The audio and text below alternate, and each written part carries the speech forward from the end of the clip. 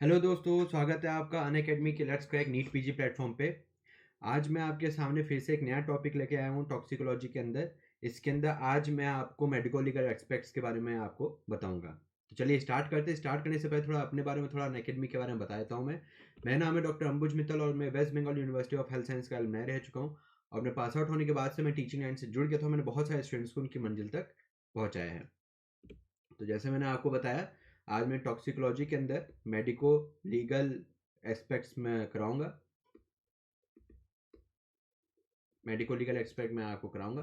थोड़ा अनअकैडमी के बारे में बताया तो मैं अनअकैडमी में भारत के टॉप एजुकेटर्स यहाँ पे आपकी नीट पीजी के लिए आपको एजुकेशन देंगे, मेंटर करेंगे, गाइडेंस देंगे आपको। ये एजुकेटर्स अपने अपने फील्ड में एकदम टॉप हैं। अलग अलग सब्जेक्ट्स के लिए अलग अलग एजुकेटर्स यहाँ पे अवेलेबल हैं। ये एजुकेटर्स आपकी स्पेशल क्लासेस भी लेते हैं। ये स्पेशल क्लासेस लाइव होती हैं। तो ऐसे में अगर आपके कोई भी डाउट्स हैं तो आपके ऑन द स्पॉट तुरंत आपके क्लियर यहाँ पे हो जाएंगे। अनअकैडमी प्लेटफॉर्म पे आपको मॉक टेस्ट की सुविधा मिलती है। इन मॉक टेस्ट के थ्रू आप अपनी प्रिपरेशन का इवेल्युएशन भी कर सकते हैं। यहाँ पे आपको फ्लेक्सिबल शेड्यूल्स भी मिलते हैं। अगर मैं एग्जांपल के तौर पे इंटर्न्स की बात करूँ तो उनका डेली अलग अलग ड्यूटी आवर्स रहता है। तो ऐसे में वो जब भी फ्री हो, वो जब भी ड्यूटी से अपने फ्री हो, रूम पे आए, हॉस्टल में आए, जब भी वो फ्री होते हैं वो हमसे जुड़ सकते हैं। यहाँ पे लैंग्वेज प्रेफरेंस मिलती है, जैसे इंग्लिश है, हिंदी है, मलयालम है, तमिल और भी बहुत सारे लैंग्वेजेस में यहाँ पे आप अपनी प्रिपरेशन कर सकते हैं। यहाँ पे प्रैक्टिस के लिए क्विजेस भी दिया गया है। इन क्विजेस के थ्रू आप अपनी नॉलेज को भी टेस्ट कर सकते हैं। जैसे मैंने आपको बताया था कि एजुकेटर्स आपकी स्पेशल क्लासेस भी लेते हैं। वो स्पेशल क्लासेस लाइव होती है। तो ऐसे में आप एजुकेटर के साथ चैट कर सकते हैं, वन टू वन इंटरेक्शन कर सकते हैं। कोई भी डाउट है, क्वेश्चन है, वो आप पूछ सकते हैं और आपका उसका आंसर तुरंत मिल जाएगा। यहाँ पे इंटरेक्टिव पोल्स होते हैं। इसका मतलब ये है कि अगर मान लीजिए एजुकेटर्स ने अगर आपसे कोई क्वेश्चन पूछा और उसके 4 ऑप्शन है या 5 ऑप्शन है, तो आप अपने घर पे ही बैठ के अपने लैपटॉप या मोबाइल से आप अपने ऑप्शन चूज कर सकते हैं। ऐसे में आपका तुरंत आपने जो कोई क्वेश्चन का आंसर अगर आपने चूज किया है तो एजुकेटर को पता चल जाएगा। और ऐसे में अगर आपकी कोई गलती होगी या सही होगा तो वो एजुकेटर्स आपको उस पर आपको बता देगा। यहाँ पे अगर आप बहुत ज़्यादा रिमोट एरिया में भी रहते हैं तो ऐसे में भी आप हम हमारे साथ जुड़ सकते हैं। आप कहीं पे भी एक्सेस कर सकते हैं अनअकैडमी प्लेटफॉर्म को। इसके लिए ये हुआ लर्न एनी टाइम एनीवेयर। आपको बस करना ये है, आपको अपने स्मार्टफोन में अनअकैडमी लर्निंग ऐप को इंस्टॉल करना है। इंस्टॉल करने के बाद आपको सब्सक्रिप्शन लेना है। सब्सक्रिप्शन के लिए भी यहाँ पे डिफरेंट ऑप्शंस मिल जाते हैं, 1 month, 3 month, 6 month, 12 month, 24 month. अगर मैं इनके सब्सक्रिप्शन चार्जेस की बात करूँ तो अगर आप मेरा कोड यूज़ करके सब्सक्रिप्शन लेते हैं, मेरा कोड है LIVEDRAM। अगर आप मेरा कोड यूज़ करके सब्सक्रिप्शन लेते हैं तो आपको एडिशनल 10% का डिस्काउंट मिल जाएगा। इसका मतलब ये है कि 1 मंथ का जो सब्सक्रिप्शन चार्जेस है मेरा कोड यूज़ करने के बाद ये है 4500। 3 मंथ्स की अगर मैं बात करूँ तो मेरा कोड यूज़ करके आपको पड़ेगा 11,250 का। 6 मंथ की अगर मैं बात करूँ तो मेरा कोड यूज़ करके आपको पड़ेगा 18,000 का। 12 मंथ्स की अगर मैं बात करूँ तो ये आपको पड़ेगा 22,500 का। ऐसे अगर मैं 24 मंथ्स की बात करूँ, मेरा सब्सक्रिप्शन कोड यूज़ करने के बाद, मेरा सब्सक्रिप्शन कोड है LIVEDRAM, मेरा सब्सक्रिप्शन कोड यूज़ करने के बाद ये आपको पड़ेगा 27,000 रुपीज़ का। तो दोस्तों जैसे आप देख सकते हैं 12 मंथ और 1 मंथ यानी कि 13 मंथ के प्राइस में आपको पूरे 2 साल का बेनिफिट मिलता है। तो दोस्तों एक बार लेके जाओ, देखिए आपको 100% आपको बेनिफिट मिलेगा। तो चलिए स्टार्ट करते हैं दोस्तों। स्टार्ट करने से पहले जैसे मैं हमेशा आपको बोलते आया हूँ कि हमेशा अपने अंदर पॉजिटिव एनर्जी रखिए। अब हमेशा अपने पॉजिटिव थॉट रखिए कि yes I can crack it, I can crack NEET PG. हमेशा अपने अंदर पॉजिटिव एनर्जी हमेशा रखा करिए। स्टार्ट करने से पहले मैं आपको बता दूं कि पिछले लेक्चर के अंदर जो पिछला जो वीडियो था, जो मैंने पिछला रिकॉर्ड करके जो आपको दिया था, उसके अंदर मैंने ट्रीटमेंट के बारे में पूरा मैंने बताया था, पूरा मैनेजमेंट मैंने पूरा बता दिया था। आज का वीडियो जैसे मैंने आपको बताया मेडिको लीगल एक्सपेक्ट के ऊपर मैं पूरा बताऊंगा। पूरा मेडिको लीगल एक्सपेक्ट के बारे में टॉक्सिकोलॉजी के अंदर जो जो है पूरा डिटेल में मैं उसको कवर कर रहा हूँ। तो चलिए दोस्तों सबसे पहले स्टार्ट करते हैं ड्यूटीज ऑफ मेडिकल प्रैक्टिशनर।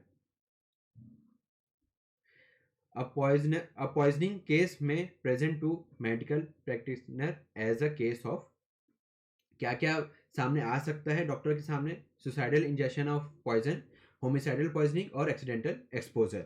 तो ये 3 केस डॉक्टर के सामने आ सकते हैं। तो irrespective of manner of the poisoning, it is duty of doctor to treat the patient to the best possible way.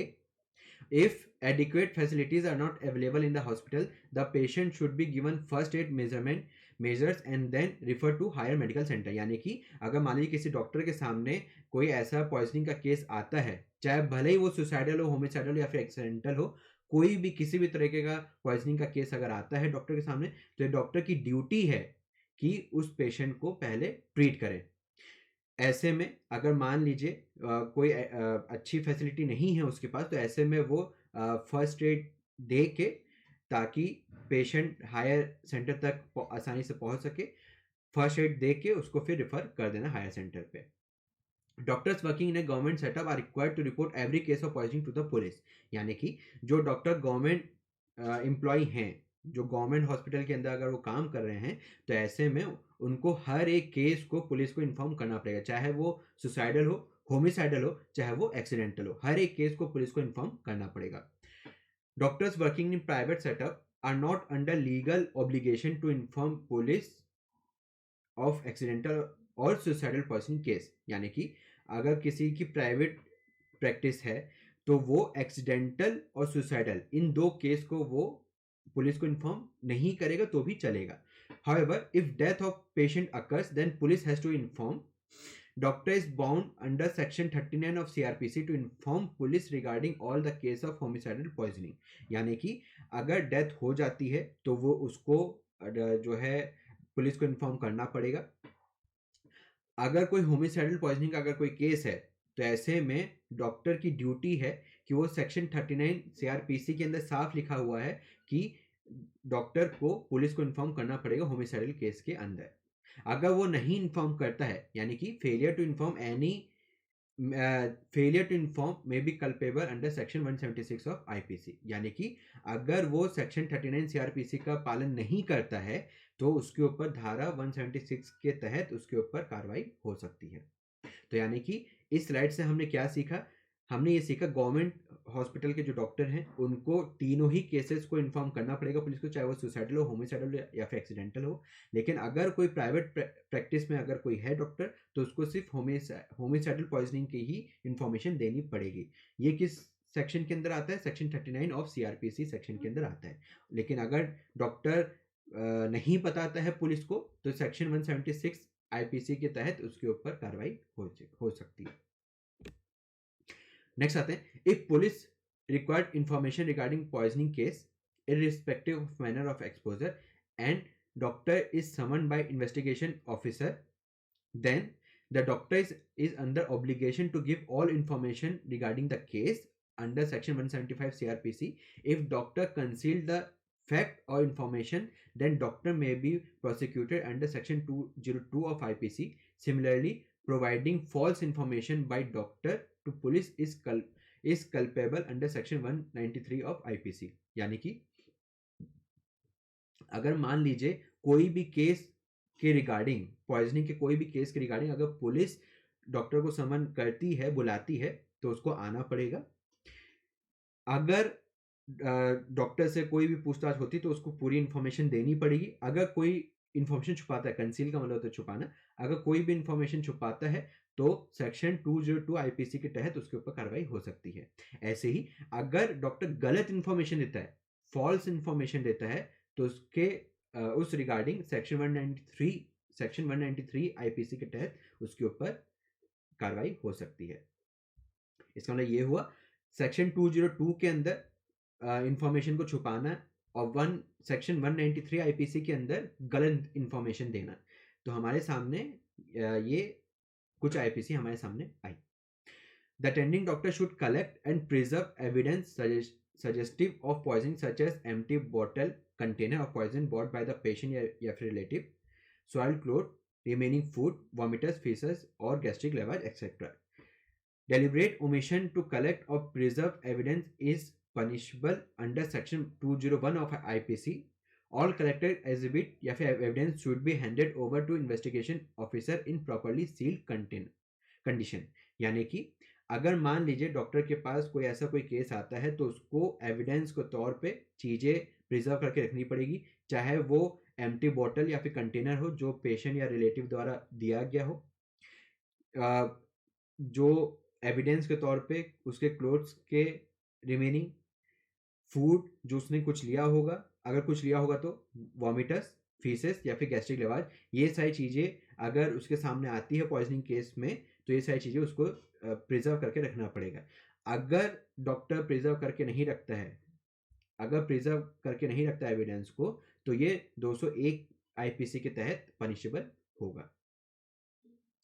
जो भी चीज़ें एविडेंस के तौर पे कलेक्ट की गई हैं, फिर उसको प्रॉपर्ली सील्ड कंटेनर के अंदर इन्वेस्टिगेटिंग ऑफिसर को देना रहेगा।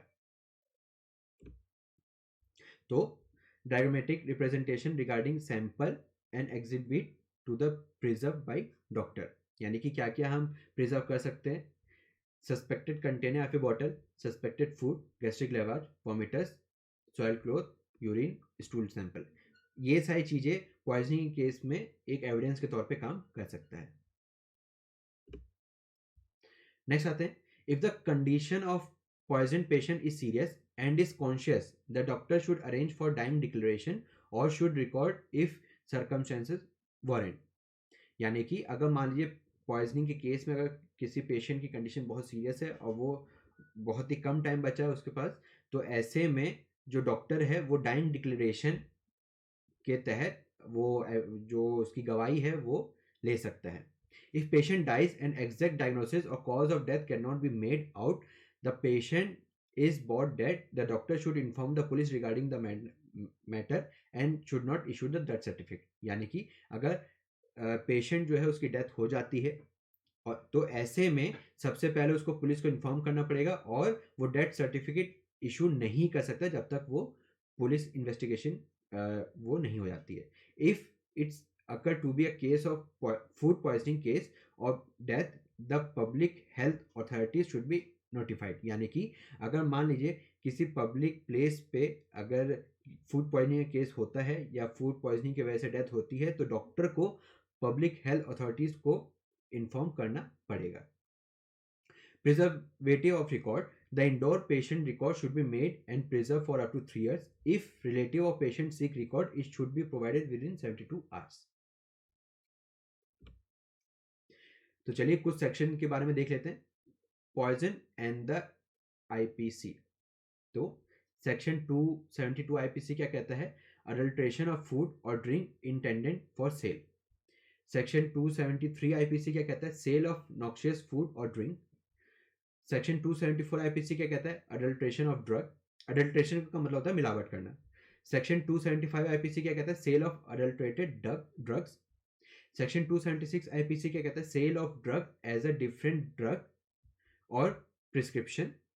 सेक्शन 277 आईपीसी क्या कहता है? Punishment for fouling water of public spring और रिजर्वायर। यानी कि जो पब्लिक स्प्रिंग या फिर रिजर्वायर हैं जहाँ से काफ़ी सारे कम्युनिटी के लोग वहाँ पे आते हैं पानी पीने के लिए या उसका यूज़ करने के लिए, तो उसको हम गंदा जो है नहीं कर सकते। सेक्शन 278 आईपीसी क्या कहता है? Punishment for voluntarily making atmosphere noxious to health। Section 284 IPC क्या कहता है? negligent conduct with respect to poisonous substance। Section 299 IPC क्या कहता है? deals with culpable homicide। 300 आईपीसी क्या कहता है? deals with murder। Section 304 A IPC होता है causing death by negligence। Section 320 IPC होता है deals with grievous hurt। Section 324 IPC होता है voluntarily causing hurt by dangerous weapon और मीन। डेंजरस वेपन होता है आपका जैसे बंदूक या फिर आप एक्स, कुल्हाड़ी वगैरह, तलवार वगैरह। Section 326 IPC voluntarily causing grievous hurt by dangerous weapon. यहाँ पे हार्ट है और यहाँ पे ग्रीवियस हार्ट है। यहाँ पे मतलब सिंपल हार्ट और यहाँ पे ग्रीवियस हार्ट। सेक्शन 328 आईपीसी है causing hurt by means of poison except with intended to commit an offense। Section 336 IPC है एक्ट एंडेंजरिंग लाइफ और personal safety of others. Section 337 IPC है causing hurt by act endangering life और personal safety of other. Section 338 IPC है causing grievous hurt by act endangering life और personal safety of other. तो दोस्तों काफ़ी सारे हमने आईपीसीज देखी हैं, इंपॉर्टेंट आईपीसी हैं। ये सारी चीज़ें आप एक जगह नोट करके लीजिए, आप अपने नोट्स में ये सारी चीज़ें मेंशन कर लीजिए। शॉर्ट में काफ़ी सारे आईपीसीज मैंने कवर करवाई हैं। कुछ एक्ट और रूल के बारे में जानते हैं आप। Poisons and relevant act and rules. काफ़ी सारे एक्ट एंड रूल्स हैं, लेकिन कुछ इंपॉर्टेंट हैं, वो मैंने उसके लिए भी एक अलग से स्लाइड्स मैंने रखी हुई हैं। तो चलिए एक एक करके जानते हैं। The poison act 1919, the drug and cosmetic rule 1940, drug and cosmetic rule 1945, एक है एक्ट एक है rule. The drug control act 1950, drug and magic remedies act 1954, prevention of food adulteration act 1954, prevention of food adulteration rule 1955, insecticides act 1968, insecticide rule 1971, the water act 1974, इसके अंदर prevention and control of pollution ये आता है। The water prevention and control of pollution यहाँ पे rule है और यहाँ पे एक्ट है 1975। The narcotic drug and psycho active substances act 1985, the narcotic drug and psycho active substance rule 1985, यहाँ पे भी एक्ट है और यहाँ पे रूल है। The narcotic drug and psycho active substance act 2001। तो चलिए दोस्तों एक एक करके जो जो इंपॉर्टेंट एक्ट और रूल्स हैं उनके बारे में जानते हैं। द पॉइजन एक्ट 1919, ये क्या कहता है? This act was amendment in 1954 and repealed in 1960। The act deals with import of poison substances into India and regulate the grant of license for possession of certain poisonous substance and sale। ये poison substance को India में import करना और उसको बेचने के लिए licence बनाना देना ये उस एक्ट के रिगार्डिंग है। The drugs and cosmetic act, यहाँ पे एक्ट है 1940। The act was amendment in the year 1964 to include Ayurvedic and Unani drugs. Under this act the central government has constitute. इस एक्ट के अंदर कुछ बोर्ड और कुछ जो है मेंबर की कुछ टीम गठित की गई थी। The drugs technical advisory board, इस बोर्ड का काम क्या है? The function is to advise the central government and the state government on technical matters arising out of the administration of the act. दूसरा है Ayurvedic and Unani drug technological advisory board. The drug consultative committee, इस committee का क्या काम है? The function is to advise the central government and the state government and the drug technical advisory board on matter tending to secure uniformity throughout India in the administration of act। इस act के अंदर क्या है और क्या क्या चीजें हैं? Establishment of central drug laboratory, हमने कुछ कमेटी देखी, हमने कुछ बोर्ड देखे, अब laboratory. The function is to analyse और test sample of drug imported into India and picked up by the assistant drug controller। According to this act, no person shall import or manufacture for sale or stock or exhibit for sale or distribute any patent or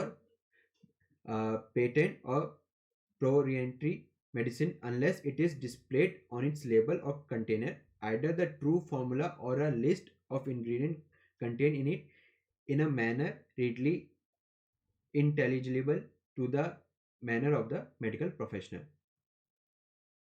यानी कि इस act के अंदर कोई भी person cell करना या फिर उसको स्टॉक में रखना या तो फिर पर्सन को देना बिना उसके जो है मेडिकल यूज के अलावा अगर किसी भी चीज के लिए अगर वो उसको रखता है तो वो उसके खिलाफ कानूनी कार्रवाई हो सकती है। When taking the sample of a drug or cosmetic for analyzing, the drug inspector should pay the fair price of the sample and divide the sample into 4 portion। जो एनालिसिस करने के लिए जो ड्रग इंस्पेक्टर आएगा उसको 4 portion में उसको divide करना रहेगा। पहला पोर्शन कहाँ जाएगा? 1 portion will be resorted to the shopkeeper और द वेंडर, एक पोर्शन शॉपकीपर के पास रहेगा। The second portion should be send to the government analyser for the analysis. दूसरा पोर्शन गवर्नमेंट को देना रहेगा। थर्ड पोर्शन जो होगा कोर्ट के अंदर देने के लिए होगा। और fourth portion should be send to the person from whom the shopkeeper or vendor has made the purchase. Offences punishable under this act shall be tried only by the magistrate of the first class. यानी कि जैसे मैंने आपको court के बारे में बताया था, उस कोर्ट के अंदर जो फर्स्ट क्लास का जो मजिस्ट्रेट होता है वो इसके अंदर पनिशमेंट दे सकता है। अब देखते हैं रूल के बारे में। The drug and cosmetic rule 1945 क्या कहता है ये? The rule are meant for the regulation of manufacture, distribution and sale of the drug and cosmetic. It classified drug into various schedules. काफी सारे शेड्यूल्स हैं इसके, CEFGHJL। एक एक करके शेड्यूल के बारे में जानते हैं। शेड्यूल सी क्या कहता है? Biological and other products related है ये शेड्यूल। शेड्यूल ई है list of poisonous substance under Ayurvedic, Siddha and Unani system. Schedule F है वैक्सीन और सीरस रिलेटेड। शेड्यूल जी है hormones related, hormone preparation, antihistamine and anti cancer drug. Schedule H है आपका barbiturates, amphetamine, reserpine, ergot and sulphonamides. Schedule J है drugs claim to prevent और cure elements such as appendicitis, blindness, cancer, cataract, epilepsy, which must not be advertised or imported। यानी कि कोई मतलब schedule जे के अंदर एडवर्टाइजमेंट नहीं कर सकते हम। शेड्यूल एल क्या होता है? List of prescription drug which include drug of schedule H also. यानी कि इसके अंदर प्रिस्क्राइब ड्रग आते हैं और जो एच के अंदर जो ड्रग्स थे वो भी इसके अंदर आते हैं। Schedule H and L drug are required to be labeled with the word Schedule H drug and Schedule L drug, warning to be sold by the retail on the prescription of the registered medical practitioner only। यानी कि schedule H और L के अंदर जो भी drugs आती हैं वो सिर्फ डॉक्टर के द्वारा ही प्रिस्क्राइब होनी चाहिए, वो तभी उसको सेल कर सकते हैं। नेक्स्ट आता है द ड्रग कंट्रोल एक्ट 1950। इसके अंदर क्या है? The drug regulate the sale, supply, distribution of the drug. It also guide the manufacturer और dealer in fixing the maximum price for every drug. The drug and magic remedies, इसके अंदर क्या होता है? The drug ban advertisement that offend decency और morality. It also intended to prevent self-medication and treatment that may cause harmful effect. Under this act, advertisement of magical remedies in relation to treatment of certain diseases, example vulnerable disease, increased sexual potential, etc. are forbidden। यानी कि इसके अंदर कोई भी magic remedies के द्वारा इलाज करने का कोई भी एडवर्टाइजमेंट हम नहीं कर सकते हैं। नेक्स्ट देते हैं narcotic drug and psychoactive substances act 1985। NDPS के नाम से काफी फेमस है ये। इसके अंदर क्या क्या आता है? This act repeals and renders obsolete 3 acts mainly. इसके 3 एक्ट आते हैं, ओपीएम एक्ट 1857, ओपीएम एक्ट 1878 और डेंजरस ड्रग एक्ट 1930। इस NDPS के अंदर ये 3 एक्ट आते हैं, तो एक एक करके चलिए जानते हैं। According to this act are narcotic drug refer to the coca leaf, cannabis, opium, poppy straw, and including all manufactured drug. A manufactured drug means all the coca derivative, medicinal, cannabis, opium derivatives, and poppy straw concentrated, and any other narcotic substance preparation which the central government may be notification declared to the manufactured drug। इसका मतलब ये है, इस act के दौरान जितने भी जो एब्यूजेबल ड्रग्स हैं जैसे कैनबिस, ओपियम, पॉपी, ये सारी चीज़ें सेंट्रल गवर्नमेंट को पहले नोटिफाई करना पड़ेगा। The drug define psychotropic substance as any substance natural और synthetic include in the list of psychotropic substance specified in the schedule of the act. The schedule list 77 psychotropic substance. यानी कि इस act के अंदर approx 77 psychotropic substance इसके अंदर included हैं। Under section 27 of the act, if a person possesses in a small quantity का मैं आगे बता दूंगा, the small quantity is quoted in the definition mean, ये पूरी स्मॉल क्वांटिटी के बारे में पूरा दिया हुआ है। तब तक हम यहाँ पे जानते हैं, if a person possesses in the small quantity any narcotic drug or psychotropic substance intended for personal use and not for the sale or distribution, or consume any narcotic or psychotropic substance, he shall be punishable with the imprisonment for a term which may extend to 1 year or with fine with or both। यानी कि अगर कोई ऐसे drug abuse करता है जो अपने personal use के लिए रखता है, बेचता नहीं है उसको, लेकिन तब भी अगर पर्सनल यूज के लिए भी ऐसे ड्रग एब्यूज वो कर रहा है तो उसको जो है पनिशमेंट मिल सकती है। यहाँ पे स्मॉल अमाउंट का मतलब क्या है? स्मॉल मतलब हशीश के केस में 5 ग्राम, 250 milligram of heroin, smack and brown sugar, 5 gram of opium, 125 milligram of cocaine and 500 gram of गांजा, ये सारी स्मॉल क्वांटिटी के अंदर आता है। यानी कि ये मिनिमम क्वांटिटी है, अगर इसके ऊपर कोई भी क्वांटिटी पाई जाती है तो वो पनिशेबल होगा। NDPS Act prohibited the cultivation of poppy, cannabis and coca plant.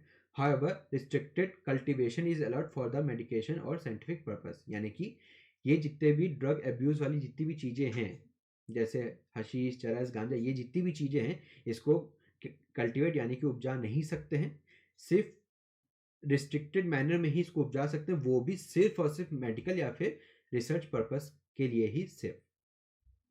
The minimum punishment for any offence committed under the Act is 10-year rigorous imprisonment and fine of ₹1 lakh, while maximum punishment of 20-year rigorous imprisonment and for fine of ₹2 lakh। यानी कि अगर कोई ये कानून तोड़ता है तो भारत के कानून के हिसाब से उसको 10 साल की सजा और 1 लाख का फाइन से लेके 20 साल तक की सजा और 2 लाख तक के फाइन तक का प्रावधान है। नेक्स्ट देखते हैं दोस्तों, collection and preservative of viscera for the chemical analysis. तो for chemical analysis it is duty of doctor to collect and preserve viscera and other exhibit properly. तो ये डॉक्टर की ड्यूटी है कि ऐसे में जो भी चीज एविडेंस के तौर पे यूज हो सकती है वो सारी चीजें डॉक्टर को कलेक्ट करनी पड़ेगी। तो collection of routine viscera and blood, यानी कि कितनी कितने अमाउंट में हम विसरा प्रिजर्व करके रखेंगे। स्टोमक पूरा ही जो है प्रिजर्व करके रखना पड़ेगा पॉइजनिंग के केस में। अगर कोई कंटेंट है, स्टोमक का जो कंटेंट है, जैसे गैस्ट्रिक लेवाज करके निकला है कुछ, तो वो पूरा ही प्रिजर्व करके रखना पड़ेगा। स्मॉल इंटेस्टाइन की अगर मैं बात करूं तो उसमें जियोजेनम को प्रिजर्व करके रखना पड़ेगा, वो भी 30 सेंटीमीटर इन एडल्ट, और इन्फेंट के केस में पूरा ही जियोजेनम जो है स्पेसिमेन के तौर पे कलेक्ट करके रखना पड़ेगा। स्मॉल इंटेस्टाइन कंटेंट, जो स्मॉल इंटेस्टाइन के अंदर जितना भी कंटेंट पाया जाता है वो 100 ग्राम तक प्रिजर्व करके रखना पड़ेगा। Liver portion containing gall bladder, ये प्रिजर्व करके रखना पड़ेगा 500 ग्राम इन एडल्ट और एंटायर इन इन्फेंट। किडनी जो है एक पूरी, 1/2 of each kidney in adult and both kidney in infant. यानी कि अगर विसरा जब प्रिजर्व करके रखेंगे तो उस टाइम पे दोनों में से एक किडनी पूरी की पूरी एडल्ट के केस में प्रिजर्व करके रखनी पड़ेगी और इन्फेंट के केस में दोनों ही किडनी प्रिजर्व करके रखनी पड़ेगी। यूरिन जो है 30 से 50 ml तक प्रिजर्व करके रखना पड़ेगा और ब्लड जो है 10 से 20 ml तक प्रिजर्व करके रखना पड़ेगा।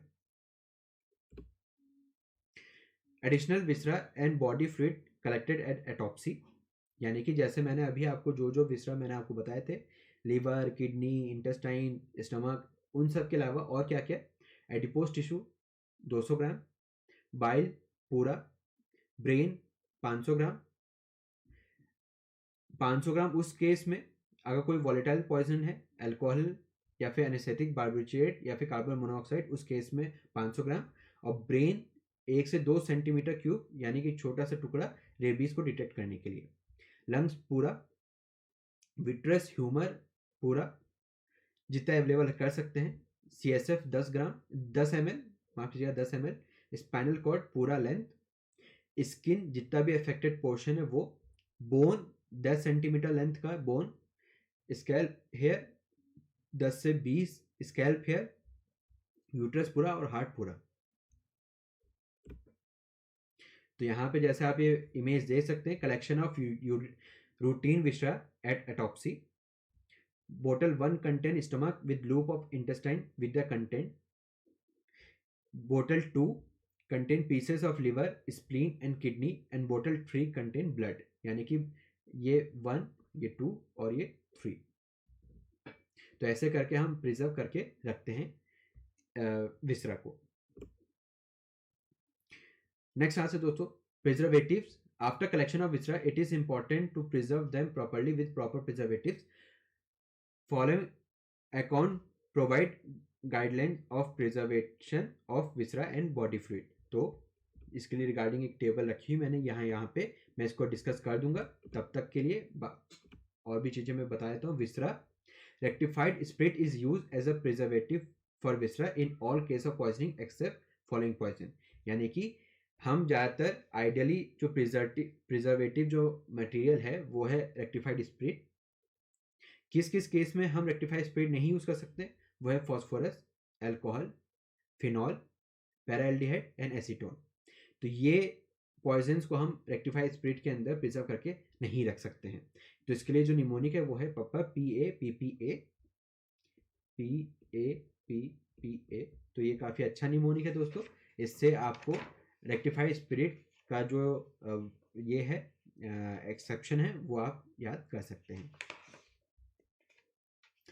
The viscera are also preserve in saturated solution of common salt. यानी कि रेक्टिफाइड स्पिरिट तो काफ़ी महंगा होता है, तो ऐसे केस में जो घर में जो नमक होता है उससे भी हम प्रिजर्वेटिव मटेरियल बना सकते हैं. Preserving viscera in saturated solution of common salt is routinely practiced in India because it is economical, क्योंकि सस्ता होता है इसलिए. Saturated solution of common salt is also used to preserve viscera in all poisoning except following. किस किस case में हम नहीं ले सकते? इनऑर्गेनिक एसिड पॉइजनिंग और वेजिटेबल पॉइजनिंग. इन दो के केस में हम कॉमन सॉल्ट यूज नहीं कर सकते हैं. Thus the viscera can be preserved in rectified spirit. Ideally तो रेक्टिफाइड स्पिरिट होना चाहिए, लेकिन कॉस्ट जो अगर कॉस्ट इफेक्टिवनेस अगर हम देखें तो common salt of saturated solution of common salt भी हम यूज करते हैं. In suspected case of rabies the brain has to be preserve for demonstration of Negri's body. For this purpose 1 to 2 centimeter cube of brain is collected and preserve in 50 ml of glycerol solution. यानी कि अगर rabies के लिए हमें detect करना है तो हमें ब्रेन का 1 से 2 सेंटीमीटर क्यूब का ब्रेन हमें जो है प्रिजर्व करके रखना पड़ेगा ग्लिसरॉल सॉल्यूशन के अंदर. तो विसरा को हम रेक्टिफाइड स्पिरिट या फिर सैचुरेटेड कॉमन सॉल्ट के अंदर हम प्रिजर्व कर सकते हैं. और ब्रेन वो भी रेबीज के केस में ही स्पेशली 50% ग्लिसरॉल का हम यूज करते हैं. और भी प्रिजर्वेटिव्स देखते हैं. यूरिन के केस में क्या होगा? यूरिन और ब्लड हम मेनली देखेंगे. तो यूरिन के केस में for alcohol 30 milligram phenyl mercuric nitrate for 10 ml या फिर थाइमोल. यूरिन को अगर हम प्रिजर्व कर रहे हैं अल्कोहल पॉइजनिंग के केस में तो हम थाइमोल का यूज करते हैं. कैटेकोलामाइन बाय हाइपोथर्मिया, इस केस में हम यूरिन को प्रिजर्व करते हैं हाइड्रोक्लोरिक एसिड यूज करके.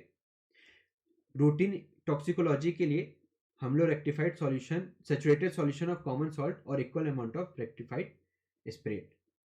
तो अगर हम यूरिन को प्रिजर्व करके रख रहे हैं तो हम जो है अगर रूटीन एग्जामिनेशन है तो हम इसके अंदर कॉमन सॉल्ट या फिर रेक्टिफाइड स्पिरिट का यूज हम कर सकते हैं. तो एक बार यूरिन को हम एक बार ओवरऑल देख लेते हैं. बोरिक एसिड प्रिजर्वेटिव के तौर पे हम बोरिक एसिड भी यूज कर सकते हैं, फॉर्मेल्डिहाइड भी यूज कर सकते हैं, थाइमोल भी यूज कर सकते हैं और टॉलुइन भी यूज कर सकते हैं. बोरिक एसिड हम 0 से 5.5 ग्राम पर 60 ml तक यूज करते हैं. हम 2 से 4 ड्रॉप पर 30 ml हम यूज करते हैं फॉर्मेल्डिहाइड. थाइमोल हम यूज करते हैं 0.1 ग्राम पर 100 ml के लिए. और टॉलुइन हम यूज करते हैं enough to cover the surface so that no bacteria can invade the barrier and multiply. यानी कि टॉलुइन हम जैसे मान लीजिए ये हमने यूरिन को प्रिजर्व करके रखा है तो हम टॉलुइन को बस इतना डालते हैं ताकि उसके ऊपर कोई बैक्टीरिया ग्रो ना कर जाए. नेक्स्ट आते हैं दोस्तों ब्लड के लिए क्या क्या प्रिजर्वेटिव हम ले सकते हैं. फॉर वॉलेटाइल पॉइजन जैसे alcohol, ether, chloroform, hydrocyanic acid, air tight container under frozen condition without any preservative. अगर इमीडिएट यूज है तो इसके लिए हम कोई भी प्रिजर्वेटिव का यूज नहीं करते हैं. हमें बस एयरटाइट कंटेनर चाहिए और उसको फ्रोजन कंडीशन में रख देना है। For alcohol in postmortem sample, blood sample autopsy postmortem के लिए हम फ्लोराइड का यूज़ करते हैं। फॉर अल्कोहल इन लिविंग हम 10 mg of sodium fluoride and 30 ml of potassium oxalate for 10 ml of blood, ये हम यूज़ करते हैं। जो सोडियम फ्लोराइड है वो सोडियम इनहिबिटर के एंजाइम इनहिबिटर की तरह काम करता है, और जो पोटेशियम ऑक्सलेट है वो एंटीकोगुलेंट की तरह काम करता है। For blood grouping, blood in equal quantity with 5% weight by volume solution of sodium citrate in water containing 0.25% of volume by volume formula. For carbon monoxide यानी कि CO, blood in bottle with 1 to 2 centimeter layer of paraffin, तो यानी कि carbon monoxide के case में हम paraffin का use करते हैं। For oxalic acid and ethylene glycol 30 mg of sodium citrate for 10 ml of blood. For fluoride poisoning 10 mg of sodium nitrate. यहाँ मैं जितनी भी चीज़ें बता रहा हूँ मैं प्रिजर्वेटिव के लिए बता रहा हूँ। For DNA typing 0.5% weight by volume of EDTA। For biochemical and immunological analysis send in frozen condition. याद रखना पड़ेगा हिपैरिन और EDTA should not be used as anticoagulant in alcohol as they interfere with alcohol detection. Vitreous humor should be sent in frozen condition. तो ये कुछ चीज़ें हमें ध्यान रखनी पड़ेगी जब भी हम ब्लड का सैंपल के अंदर हम प्रिजर्वेटिव डालते हैं उस केस में। तो दोस्तों नेक्स्ट आता है नॉन डिटेक्शन ऑफ पॉइजन। किस किस केस में हम पॉइजन को डिटेक्ट नहीं कर सकते। Poison may not be detected on chemical analysis and the reason may be. किस किस केस में हम पॉइजन को डिटेक्ट नहीं कर सकते हैं वो है पॉइजन इज कम्प्लीटली मेटाबोलाइज, उस केस में हम नहीं डिटेक्ट कर सकते। Poison is neutralised, obscure poison, delayed death after poison injection, decomposed body, defective preservative, defective analysis, poison analyse late. तो इन सब के केस में हम पॉइजन को डिटेक्ट नहीं कर पाते हैं। तो दोस्तों यहीं पे मैं अपनी आज की रिकॉर्डिंग एंड करता हूँ। एंड करने से पहले stay strong, stay positive and never give up. जैसे मैं आपको हमेशा कहता हूँ कि हमेशा पॉजिटिव थिंकिंग रखिए अपने अंदर। जब भी आप पढ़ाई स्टार्ट करिए हमेशा अपने अंदर पॉजिटिव थॉट लेके आइए कि yes I can crack it, I can crack NEET PG। हमेशा अपने आप को स्ट्रॉन्ग बना के रखिए। माना ये फेस काफ़ी डिप्रेसिंग फेस होता है, काफ़ी स्ट्रगल वाला फेस होता है, ऐसे में बहुत सारे लोग हार मान जाते हैं। तो ऐसे में आपको अपने आप को मोटिवेटेड रखना है, अपने आप को स्ट्रॉन्ग बना के रखिए। हमेशा अपने आप को ये सोचिए कि आपने ये स्टार्ट क्यों किया था, आपका गोल क्या है, आपका एम क्या है। हमेशा अपने आप को स्ट्रॉन्ग बना के रखिए और कभी भी हार मत मानिए। माना ये फेस काफ़ी ज़्यादा स्ट्रगल वाला फेस है, काफ़ी सारे लोगों की हिम्मत टूट जाती है, लेकिन आप लोग हमेशा अपने आप को स्ट्रॉन्ग बना के रखिए, पॉजिटिव थिंकिंग रखिए, हमेशा मेहनत करिए और कभी भी उम्मीद मत छोड़िए। दोस्तों एंड करने से पहले आपसे रिक्वेस्ट है, हमारा जो चैनल है लेट्स क्रैक नीट PG उसको सब्सक्राइब करिए, बेल आइकन को प्रेस करिए। अगर आप बेल आइकन को प्रेस करते हैं तो हमारी नई नई वीडियोस का नोटिफिकेशन आपको आता रहेगा, तो उससे आपकी कोई भी वीडियो मिस नहीं होगी। आपसे रिक्वेस्ट है वीडियो को लाइक ज़रूर करिए। लाइक अगर आप करते हैं तो हमें और भी वीडियो को बनाने के लिए और भी मेहनत, जो हम लोग मोटिवेशन मिलता है, हम और भी ज़्यादा मेहनत से बनाते हैं उसको, ज़्यादा से ज़्यादा स्लाइड्स रखने की कोशिश करते हैं ताकि आपके कोई भी डाउट हो उस स्लाइड से आपके कवर हो जाए। अगर आपको कोई भी डाउट होता है तो मैं ऐप में स्पेशल क्लासेस लेता हूँ। उन स्पेशल क्लासेस के अंदर आप में से कोई भी अगर डाउट है तो आप क्लियर कर सकते हैं। दोस्तों भूलिएगा नहीं, मेरा जो कोड है वो है LIVEDRAM। अगर आप ये कोड यूज़ करते हैं तो आपको एडिशनल 10% का डिस्काउंट मिल जाएगा।